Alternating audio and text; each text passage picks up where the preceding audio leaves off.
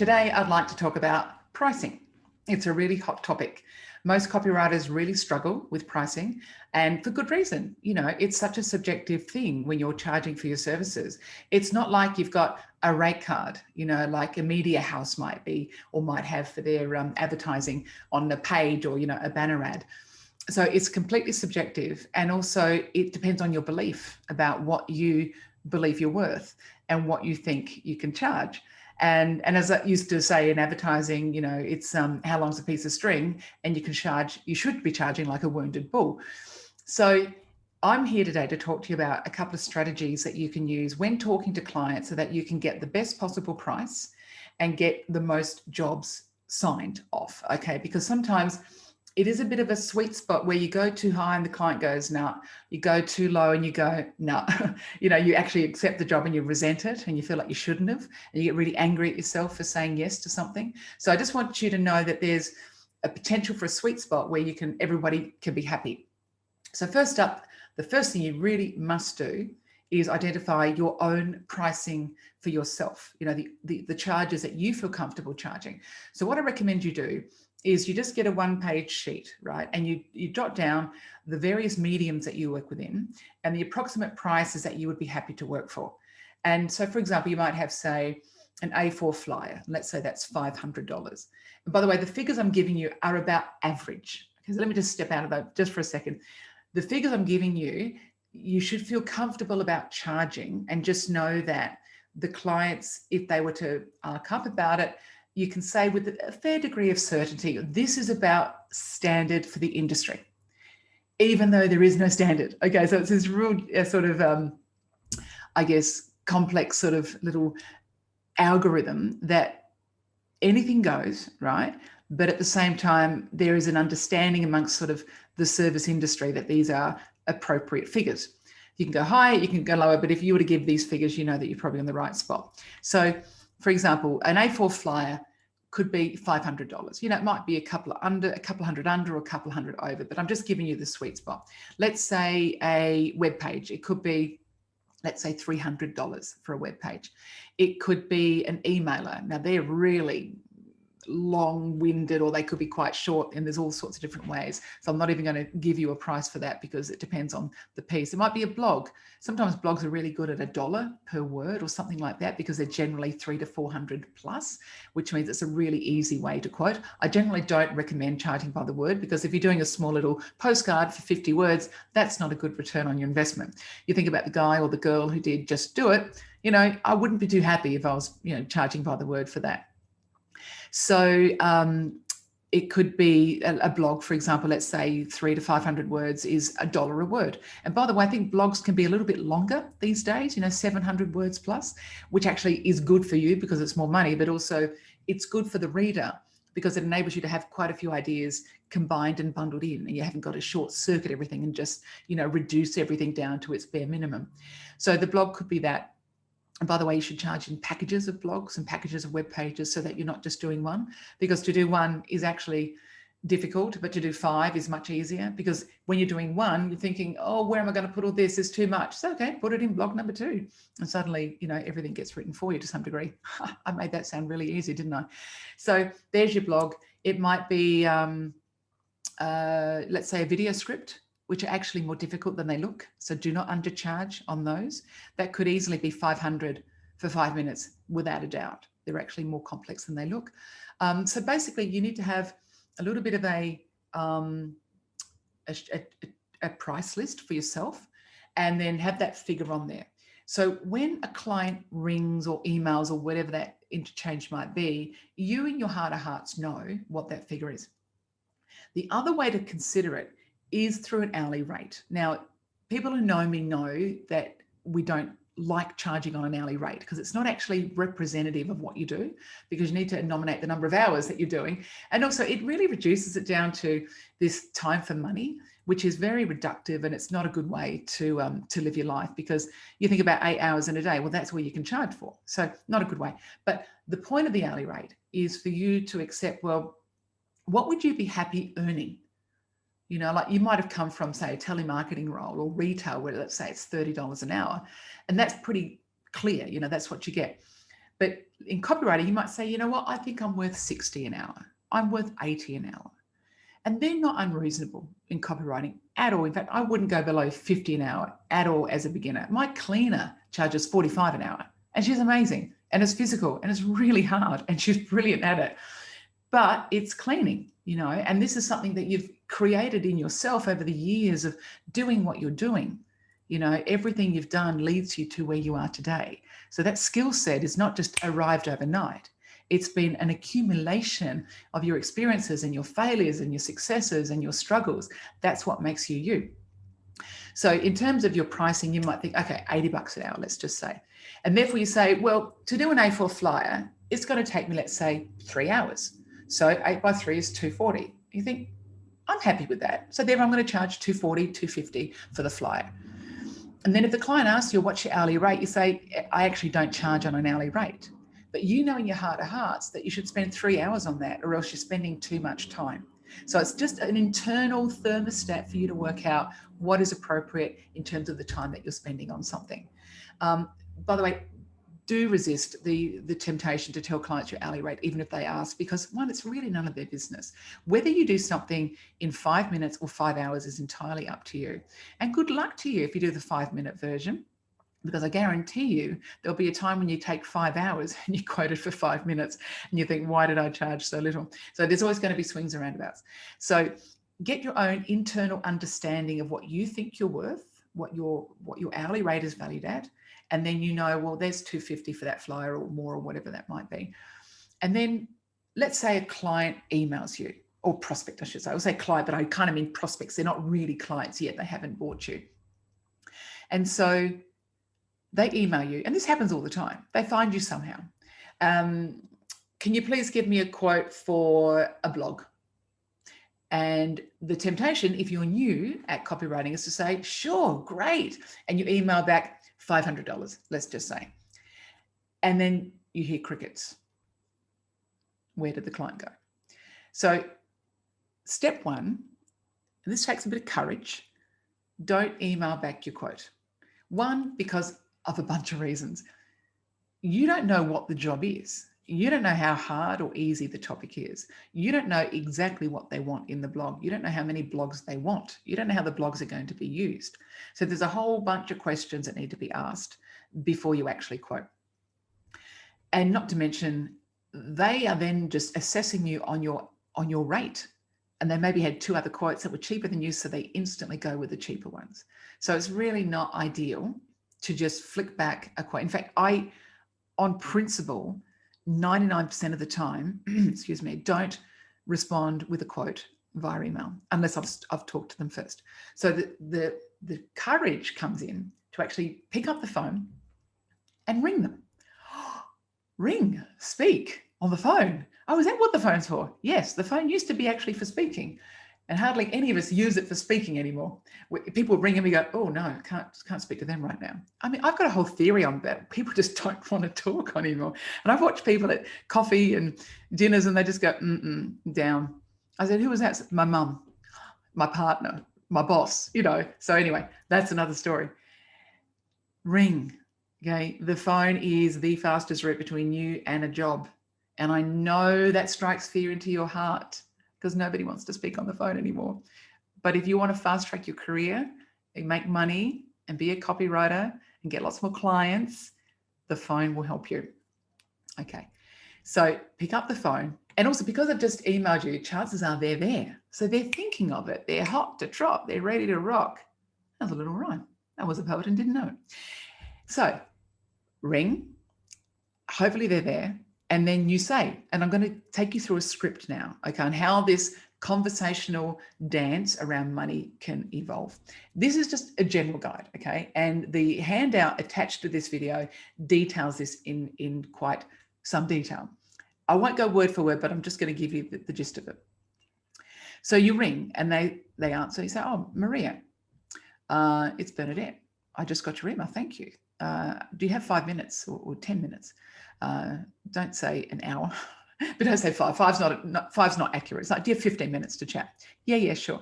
But the reason why, by the way, I'm going to step in and out of this training right now. I'm going to have my trainer's hat on, commenting on what's happening, and then I'm going to be in the system, in the actual conversation. Okay, so I'll sort of step in and out. The reason you ask people, do they have 15 minutes right now? Because as you know, there is nothing worse than someone ringing you unsolicited, even though it's been slightly solicited, but generally unsolicited, and just launching into a conversation. It's like, I've got a meeting in 2 minutes. How can I get this person off the phone? So you just give them the courtesy of saying, you know, is it appropriate to speak right now? If they say no, fine. Just say, can I call you back another time? Yeah. And you either make the time there or you just take potluck. You can sort of sense their emotional engagement with you in that moment. But let's say they say, yeah, I can speak. Great. So now you've got permission to relax. You've got permission to take your time. You do not need to rush this conversation. Okay. So you say, thank you for the email. Okay. Affirming that you are grateful, you know, that they've contacted you. Also, by the way, be enthusiastic when people ask for your business, and be genuinely almost playful like or childlike in your enthusiasm, because there's nothing worse than people being too cool for school about the work that you're about to give them. Saying, yeah, I can take it. Sure, why not? Nothing else to do. Nothing turns clients off more than lack of enthusiasm and apathy when they're about to do work with you. So have a degree of smilingness in your face, smilingness in your voice, in your energy. Smilingness, is that a word? I don't know. I just made it up. So you're saying you've now got the time and the space to have this chat. Maria, I'm really excited to potentially work with you. And I know you want a quote. And the first thing they'll say is, what do you charge? Okay, so that's basically what they've asked. And you want to give them the assurance that you will give them a quote by the end of the phone call. Or else they're thinking, I don't want this whole phone call and then wait another 2 days to get your quote. I just want to know what you charge so I can work out whether I can afford you or not. And then we can, save everybody's time, which is fair enough. I like to do the same as well. So you say in advance, I can give you a quote by the end of this phone call, a ballpark quote, important word, ballpark. Okay. So you're not committed to it. It can still have a little bit of ambiguity around that. By the end of this phone call, I'll give you a quote.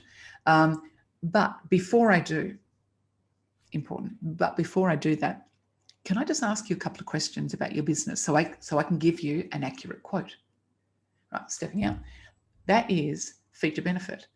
I can do that.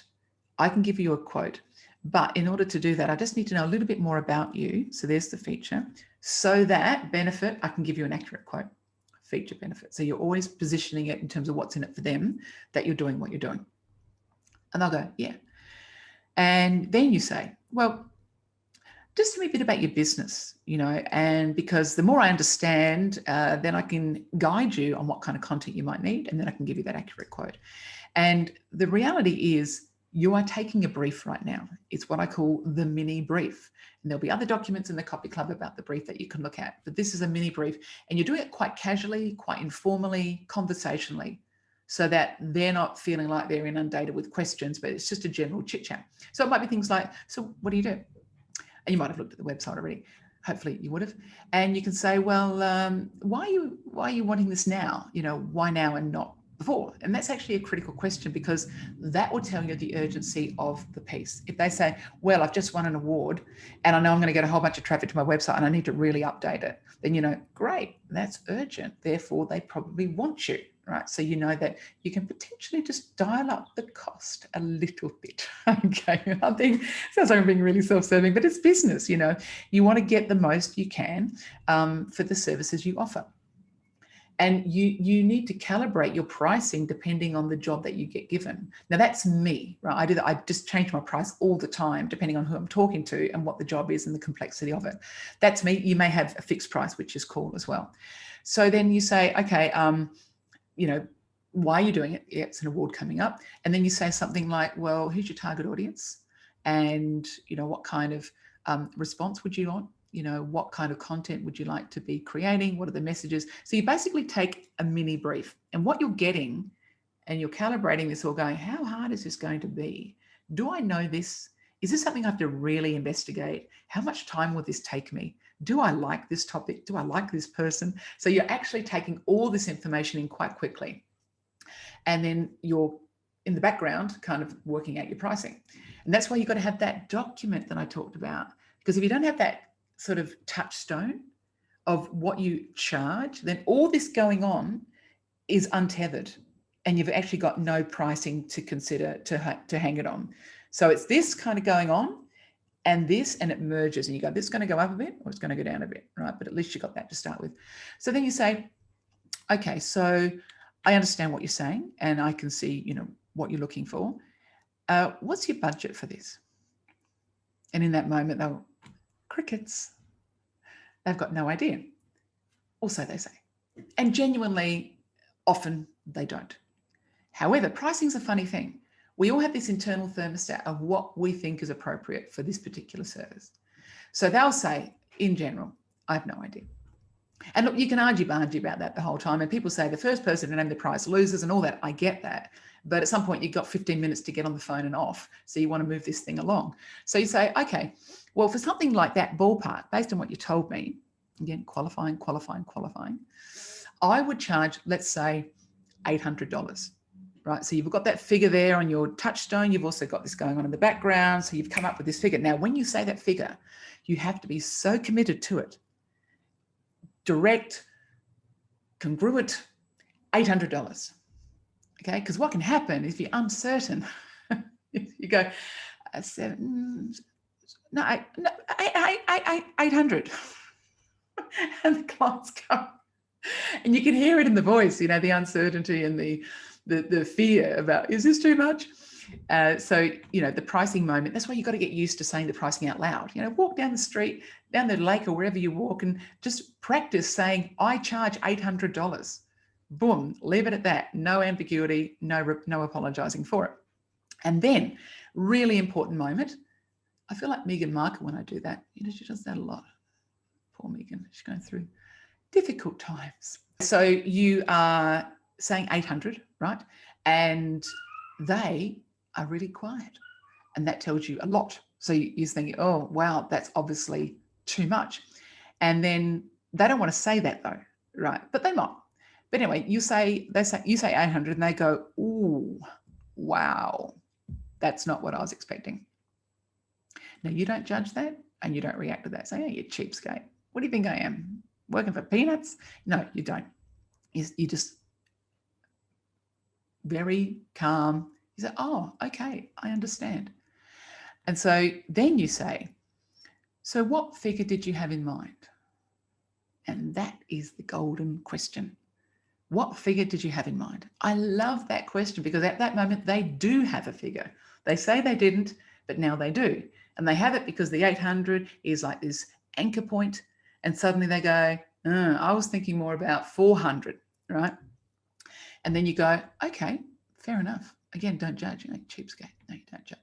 You say, all right, so I actually really want to work on this with you, Maria.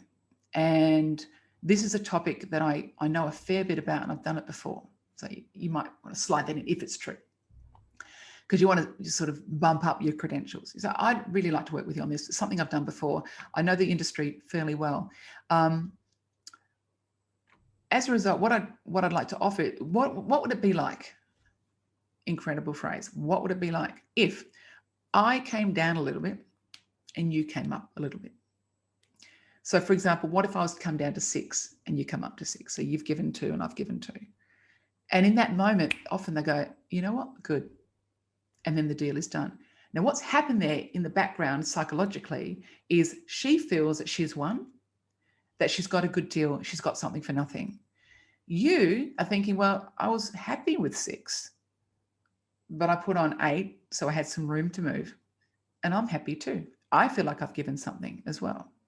So everyone feels like they've won.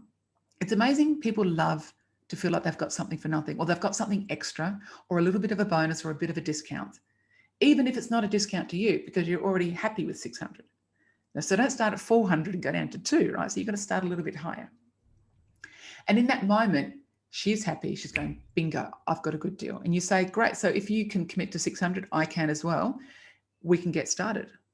So in that moment, you're affirming the deal, the sale. And then you say, very importantly, how soon would you like this done? Not when would you want this finished? It's like, when do you want this done? or when do you want to get started, because that seems like an effort. But how soon do you want this done is future pacing, saying this will be done. And she's going, oh my God, this is going to be fantastic because it's going to get done. And you're taking that off their shoulders. And then she'll say, oh, 2 weeks from now, whatever it might be. Great. Well, then you say, all right, in order for us to meet that deadline, now we're in it together, for us to meet that deadline, I need to have a briefing with you by Tuesday. Would that be okay with you? Yes, it would. Great. How's 10 o'clock? And you make the time there and then if you can, because now you're committed to the next stage. You do not want her getting off the phone and thinking through, oh gosh, 600, I really couldn't afford that. I don't really need this anymore. I could probably do it myself. No. You want to commit, get them to the briefing. So then you send the calendar invite or however you do your meetings, and you commit them to that meeting. And then you say, Maria, for me to activate the job, and that word is very important, activate. It's not like for me to get paid because I don't trust you before I start. No, it's not that. For me to activate the job, I need 50% deposit before the briefing. Is that okay with you? Okay, so you've kind of given them the reasoning and the amount that you're going to be charging them as a deposit, and they would generally say, not a problem, because they want this as much as you do. So you send the invoice quickly. Do not delay. Okay, well, I talked about self-sabotage in other videos. This is when people often self-sabotage. They don't send it. And therefore the briefing takes place and maybe the job doesn't go ahead and you haven't got your deposit and the whole thing falls in a hole because you haven't committed to it.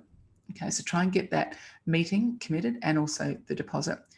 And then what that does is it shows the client or the prospect that you are serious about what you do, you value what you do, that you're a good business person, that you don't mess around, and that you take things seriously. I'm doing a Megan again. So that's important for them to understand that you're not to be messed with. You're a serious business professional. You send the invoice, you do not work until it gets paid. And people say, oh, it's a 7-day payment cycle, it'll be paid at the end of the month. So, well, I'll set the briefing for the end of the month. Don't be lulled into those situations unless you know and trust them. And if this is like multiple jobs with this client, you don't need to worry about that kind of trust. But first clients, absolutely. And the the deposit is important because it also gives you money to work, so that you're actually got something to pay the rent with while you're working on the project. And these projects can take time and longer than you think. And if you wait to get paid at the end of the project, that could be months and they'll string that out. And that's no control that you've got as to when this gets finished, which is another technique I'll talk about later. So you've now got the deposit, you're starting work, and the briefing's up and running. And so that little discussion you had, which was 15 minutes, seals the deal. Now you compare that to the alternative, which I see lots of people do, which is they email you a request, you email them back, and then they'll say, can you send me a formal proposal? You send a formal proposal. They sit on that, say, oh, can you rearrange that for this thing? And before you know it, it's 2 weeks have gone by, nothing's happened. You've spent a bunch of time on proposals, which are really time consuming, and nothing has happened. You haven't even built rapport. And by the way, in that conversation, you are building rapport. And that's why I'm suggesting the phone is so important, because as I've sort of said in other videos, if you've been listening, clients are actually not scouting around for heaps of copywriters. They just want one. They want someone they can trust, who they can work with, they like, that can do the job. And generally it's anyone who can do it better than them. So that's why you don't have to be Einstein or Shakespeare to do the work. You just have to do it a bit better than them.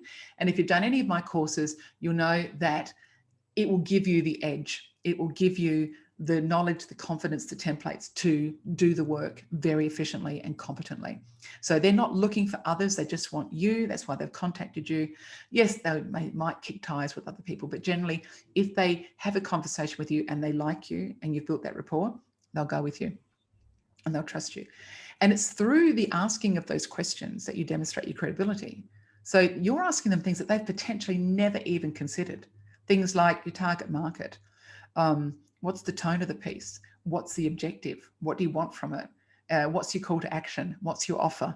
The 7 steps that we talked about when you do my courses, you'll know they're the 7 steps of any good piece. So through that, they're going, well, this person really knows their stuff.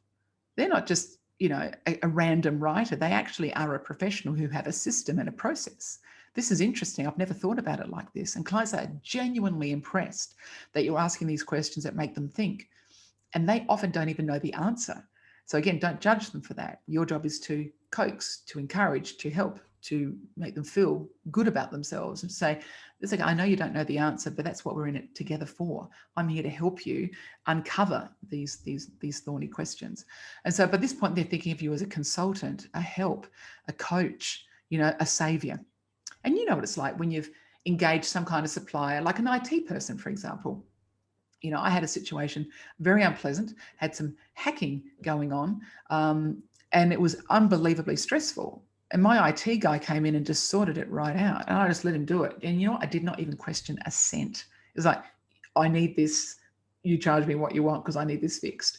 And he did it. And in those moments, you just go, it's not about the money, it's about the outcome.